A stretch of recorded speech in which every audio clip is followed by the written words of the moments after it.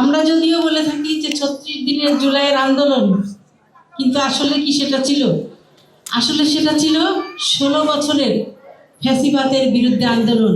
Fascist Hasina সরকারের যে শক্তিধর তার সন্ত্রাসী বাহিনী, বেপরোয়া র্যাব পুলিশ, তাদের তাক্কর অস্ত্রের সামনে সেদিন নারীরা কীভাবে তাদের সাহসী ভূমিকা নিয়ে এসে দাঁড়িয়েছিলেন তাদের সন্তানের পাশে রক্ষা কবচ হয়ে। সেই জায়গা থেকে এই ফ্যাসিবাদ বিরোধী আন্দোলনে মানুষের শক্তি জুগিয়েছিল।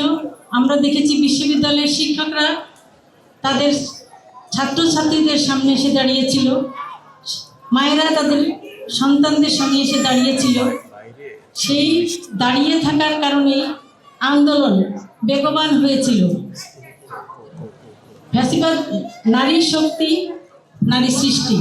সেই নারীরা যখন আন্দোলনে অংশ নেয়, সেই আন্দোলন বিজয় অবশ্যম্ভাবী। ফ্যাসিবাদ বিরোধী আন্দোলনই শুধু নয়, 1951 সাল থেকে শুরু করে 24 সাল পর্যন্ত যত আন্দোলন এবং অভ্যুত্থান হয়েছে, তার সম্মুখভাবে সবসময় নারীরাই ছিল।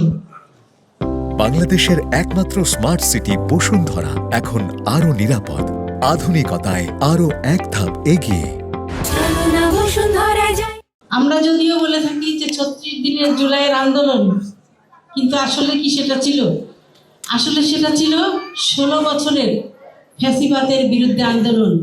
সেই আন্দোলনে আমাদের দেশনেত্রী বেগম খালেদা জিয়া ৮০ বছর বয়সেও, বৃদ্ধ বয়সে, এবং নারী, যেটা কখনোই আমার মনে হয় কোনো আইনও অনুমোদন করে না, ওনাকে দিনের পর দিন জেল খাটতে হয়েছে। এবং সেই ১৬ বছরে অসংখ্য মানুষ গুমের শিকার হয়েছে।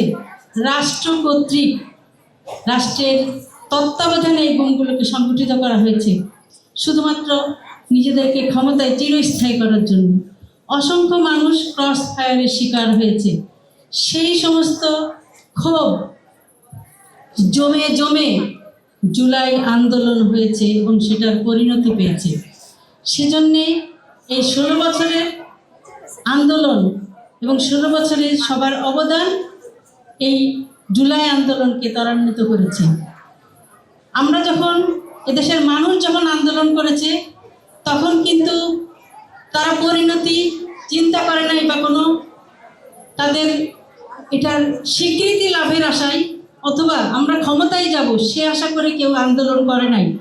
সবারই একটি লক্ষ্য ছিল, আমরা এই ইস্যুতে এক হয়েছিলাম যে ফ্যাসিবাদকে, আমাদের ফ্যাসিবাদ মুক্ত হতে হবে, এদেশ থেকে ফ্যাসিবাদ বিতাড়িত করতে হবে। সেই লক্ষ্য নিয়ে আমরা আন্দোলনে ছিলাম।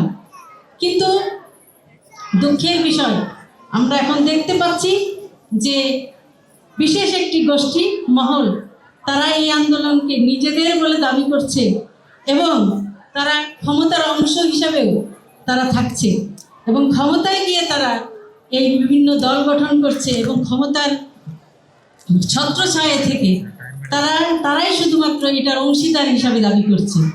অতীতের যত আন্দোলন, ভাষা আন্দোলন, স্বাধীনতার আন্দোলন, যুদ্ধের আন্দোলন, সব আন্দোলনেই কিন্তু নেতৃত্ব দিয়েছে ছাত্ররা। আমরা দেখেছি সব আন্দোলনে এগিয়ে এসেছে ছাত্ররা, কিন্তু কখনোই কোনো ছাত্ররা এই দাবি করে নাই যে আমরা আন্দোলনে জয়লাভ করে আমরা ক্ষমতায় যাব অথবা আমরা দল করব, সরকার গঠন করব।